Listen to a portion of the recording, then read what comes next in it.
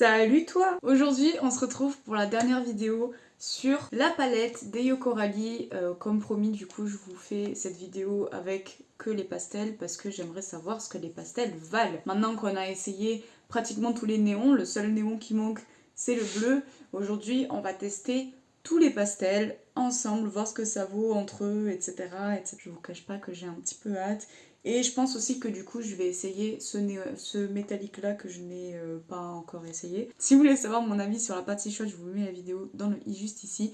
Et si jamais vous voulez voir la partie froide, je vous mets également dans le i juste ici. Le teint a déjà été fait. Si jamais tu es intéressé par qu'est-ce que j'ai fait à mon teint, je t'invite à aller voir la vidéo sur la partie froide qui est une vidéo très très longue, je vous l'accorde. Mais comme je faisais un petit peu mon retour... Bah, du coup j'ai beaucoup parlé, j'avoue. Pour ce qui est de la base, comme les deux autres vidéos, je vais venir utiliser celle de chez Make Up Revolution et c'est la blanche. Et aujourd'hui, étant donné que nous allons utiliser des couleurs pastel, je vais devoir en mettre plus que d'habitude, essayer d'avoir un blanc assez uniforme et un vrai blanc quoi, pas un semi-blanc pété là comme je faisais avant. Donc je viens utiliser comme les deux dernières vidéos le 142 de chez Jessup et cette fois-ci je viens prendre une assez grosse quantité. Je pense que vous avez vu, je prends mon truc qu'il y a là et en fait je viens prendre les restes qu'il y a sur le bâtonnet. Enfin ça sert à rien de prendre le truc et de venir mettre directement sur l'œil puisque bah, dans tous les cas ça revient au même. Donc et je viens appliquer sur mon œil au complet. Ouais, là déjà c'est déjà plus blanc. Je préfère y aller petite touche par petite touche pour mettre ma base plutôt que d'y aller trop d'un coup et de finir par trop en mettre. J'ai mes yeux, ils font n'importe quoi. Je sais pas si vous allez voir, mais j'ai tout plein de genres de grumeaux. Je pense que mes yeux sont secs à la mort. Là, je pense que je ne vais plus me maquiller pendant des semaines parce que là, pour vous, vous avez une semaine chaque vidéo, enfin une vidéo chaque semaine. Mais moi, ça fait 3 jours d'affilée que je tourne pour tester cette palette parce que je voulais finir, parce que comme j'ai le week-end tranquille en fait, au moins vous avez les vidéos à la suite et c'est tranquillou bilou.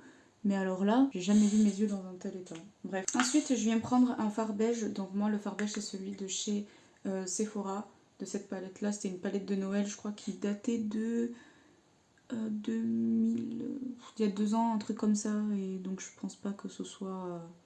qu'elle soit toujours disponible, mais c'est une palette de neutres. Je viens prendre un pinceau assez fin, donc c'est le 230 de chez Jessup. Je vais commencer avec le croustillant, non citronnade, mais pas de croustillant.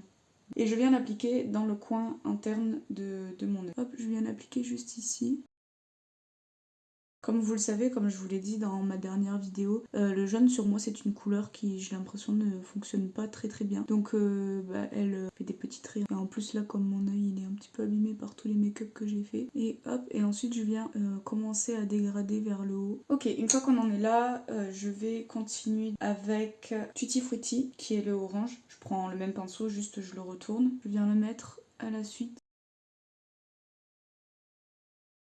Je commence déjà aussi à dégrader dans le jaune, donc ça commence à faire le dégradé et que ça crée une autre teinte. Je suis très sexy sous cet angle-là, j'espère que vous appréciez. Surtout, en fait, je pense que si ma peau elle faisait pas des bails un petit peu bizarres, la pigmentation est là, mais vraiment en fait je pense que ça vient vraiment de là-bas. Je pense que du coup ça me fait des trucs un petit peu bizarres au niveau des yeux. Du coup bah je suis désolée. Mais c'est pas faute à la pigmentation parce que comme vous avez pu le voir sur mes anciennes vidéos, la pigmentation elle est là en fait.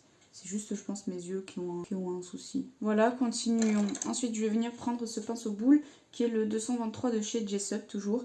Et je vais continuer avec la teinte Juicy, qui est le rosé un peu saumon. Et je viens l'appliquer du coup sur la suite. Et maintenant, pareil, je reprends l'autre côté du pinceau et je vais venir appliquer... Bah là, la logique serait de venir appliquer Mélodie, qui est juste ici, et qui est le violet du coup. Et ensuite, je reprends un dernier pinceau fin. Je viens prendre le pinceau de chez Anastasia, celui qui vient d'habitude avec les palettes. Et je viens prendre du coup le dernier pastel qui est glacial. Et je viens en fait fermer comme si je venais faire un petit trait de liner en fait. Glacial vraiment, je le trouve trop joli. Oh, c'est le fard qui ressort le plus d'ailleurs. Ce maquillage un petit peu pastel, je le trouve très chou. Et maintenant, je vais venir en fait réintensifier les couleurs en essayant de les faire un petit peu plus larges, un petit peu plus grands et de les rendre un petit peu plus présentes. Le pigment est vraiment présent. Enfin genre, je sais que c'est quelque chose que je répète depuis depuis que je teste la palette, mais parce que vraiment, cette palette, elle est vraiment ouf en fait. Et je vous la conseille vraiment si jamais il y a un restock. Alors normalement, il y a un restock, donc si jamais vous êtes intéressé, n'hésitez pas à vous inscrire à la newsletter. Bon là normalement de toute façon ça fait 3 semaines que la vidéo elle est sortie, donc peut-être eu déjà un restock. Mais la palette est vraiment ouf. C'est littéralement ma palette préférée. Avant, elle est même passée avant la Anastasia Beverly Hills, celle que je vous ai présentée l'année dernière. La Norvina Vol 1 je crois que c'est. En plus honnêtement pour 20 €, elle est incroyable. Hein. La Norvina elle est incroyable aussi, mais elle coûte genre 70 €. Maintenant que je suis venue réintensifier tout ça et vous voyez que maintenant ça ressort un peu plus, je vais revenir prendre mon beige et je vais refaire un petit nettoyage en fait sous mon sourcil pour finir en fait de dégrader les teintes. Et maintenant je vais refaire la même technique que celle que je vous avais présentée la dernière fois pour faire en fait le cut crease. Donc je vais venir couper vraiment, enfin nettoyer plutôt avec un coton-tige en dessous.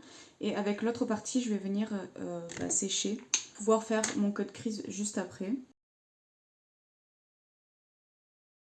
Et ensuite, j'ai décidé de venir mettre une base transparente. Donc je vais venir mettre celle de chez Yves Rocher sur toute la partie qui est revenue à ma peau en fait. Et comme en fait j'aime bien cet effet transparent, si je peux dire ça comme ça, d'ici, je ne vais appliquer aucune couleur et je vais venir du coup appliquer les fards métalliques maintenant.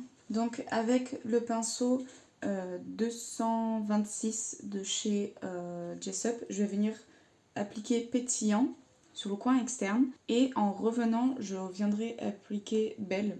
Comme ça fera une coordination au niveau des couleurs, ça fera froid et chaud. Et maintenant, je vais venir appliquer Coconut, qui est cet highlighter là en coin interne. Pour finir avec la palette, je vais venir utiliser Sweet Candy pour mes points de lumière, enfin highlighter quoi.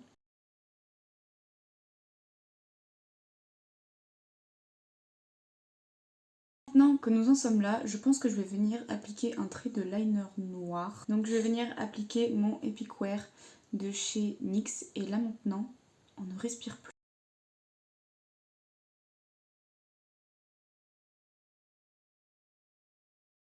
Regardez cette différence.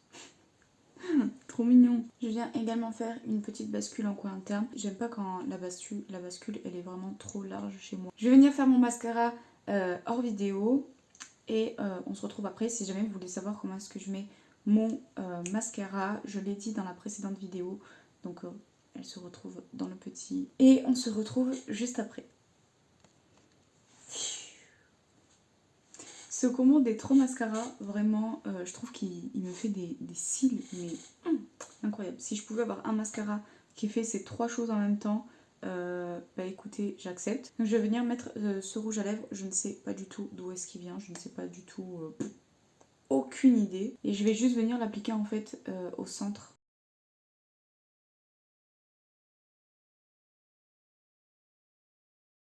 Et maintenant je vais venir prendre mon gloss, par contre lui il vient de chez Kiko, c'est le Lip Volume.